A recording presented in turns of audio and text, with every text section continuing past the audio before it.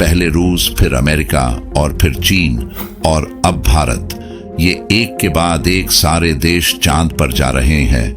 आखिर ऐसा क्या है चंद्रमा पर? चंद्रमा पर ऐसी कौन सी बहुमूल्य वस्तुएं छुपी है जिसे हर देश पाना चाहता है? ऐसा क्या छुपा है चांद पर जिसके लिए दुनिया का हर देश इतना स्ट्रगल कर रहा है?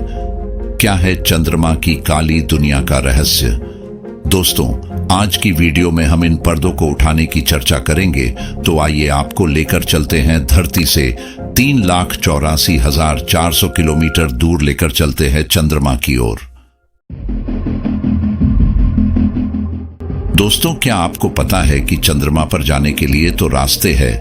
पहला रास्ता बिल्कुल सीधा है, जिसमें अगर आप चंद्रमा पर जाते हैं तो आप 3 से 4 दिन के अंदर ही चांद पर पहुंच जाते हैं।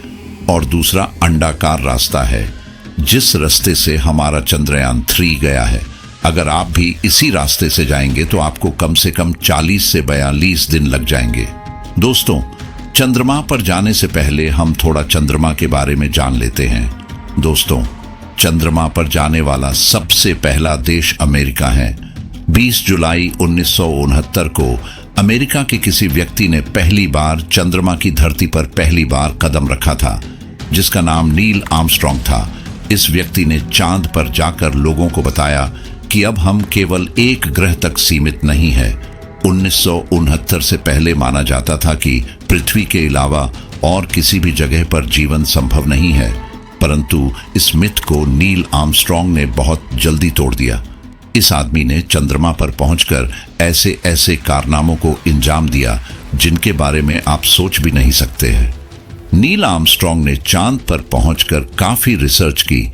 इन्होंने अपनी रिसर्च में पता लगाया कि चांद का तापमान कितना है, यहाँ पर ऑक्सीजन कितनी है, चंद्रमा की मिट्टी कैसी है और चंद्रमा की जलवायु कैसी है। नील आर्मस्ट्रॉन्ग ने चांद पर रहकर कई रहस्यों को अंजाम दिया, परंतु अभी भी चांद के बारे में ऐसे बहुत से रहस्य हैं जो दुनिया को आज तक नहीं पता। ऐसे में आपके दिमाग में विचार उठ रहा होगा कि आखिर चंद्रमा की दुनिया कैसी है? क्या चंद्रमा की धरती के गहरे गड्ढों में एलियन का बसेरा है? क्या आने वाले समय में चंद्रमा पर इंसानों को बसाया जा सकता है? चंद्रमा की धरती पर ऐसी कौन सी बहुमूल्य वस्तुएं हैं जिन्हें खोजने के लिए वैज्ञानिक लगे हैं? और इसके साथ ही हमारे चंद्रयान 3 ने ऐसे कौन कौन से रहस्यमयी खुलासे किए हैं? तो चलिए दोस्तों, आज चंद्रमा की रहस्यमयी दुनिया से पर्दा उठाते हैं। परंतु उससे पहले, अगर आप हमारे इसरो के वैज्ञानिकों की मेहनत में यकीन रखते हैं तो इस वीडियो को लाइक कर दें और कमेंट में जय हिंद, जय इसरो जरूर लिखें। आज से 400 अरब साल पहले जब हमारी पृथ्वी का निर्माण हुआ था तो पृथ्वी के पास कोई भी चंद्रमा नहीं था। लेकिन पृथ्वी के निर्माण के कुछ सालों बाद एक ऐसी घटना घटित हुई जिसने पृथ्वी को पलट कर रख दिया। उस समय थिया नाम का एक पिंड पृथ्वी को तबाह करने के फिराक में था, जिसका आकार मंगल ग्रह से बड़ा था। थिया नाम का पिंड पृथ्वी की ओर 15 किलोमीटर प्रति सेकंड की रफ्तार से बढ़ रहा था। कुछ समय के बाद इसने एक बहुत बड़ी घटना को जन्म दे दिया, अर्थात यह पृथ्वी से जाकर टकरा गया। इस पिंड के टकराते ही पृथ्वी के छोटे छोटे टुकड़े अंतरिक्ष में फैल गए। यह घटना अपने आप में इतनी बड़ी थी जिससे अंतरिक्ष में तहस नहस छा गई। कुछ समय बाद पृथ्वी की ग्रेविटी के कारण ये टुकड़े आपस में जुड़ने लगे। जैसे जैसे ये टुकड़े आपस में जुड़ते गए, वैसे वैसे इससे एक छोटे आकार का नया पिंड बनने लगा।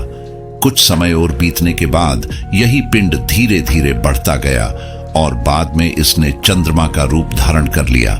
दोस्तों, चंद्रमा सौरमंडल का 5वां सबसे बड़ा उपग्रह है। चंद्रमा का व्यास लगभग 3,774 किलोमीटर है। चंद्रमा का व्यास पृथ्वी की तुलना में इतना कम है कि ऐसे 9 चंद्रमा हमारी पृथ्वी में समा सकते हैं। चलिए अब हम चंद्रमा की जमीन पर चलते हैं। दोस्तों, अगर हम चंद्रमा की सतह पर खड़े होकर चंद्रमा की धरती को देखते हैं तो हमें चारों ओर उबड़ खाबड़ ही जमीन दिखेगी। चंद्रमा की धरती कहीं से ऊंची है और कहीं से इसमें बड़ी बड़ी खाइयां भी हैं। चांद की धरती पर सबसे पहले पहुंचने वाला देश रूस है।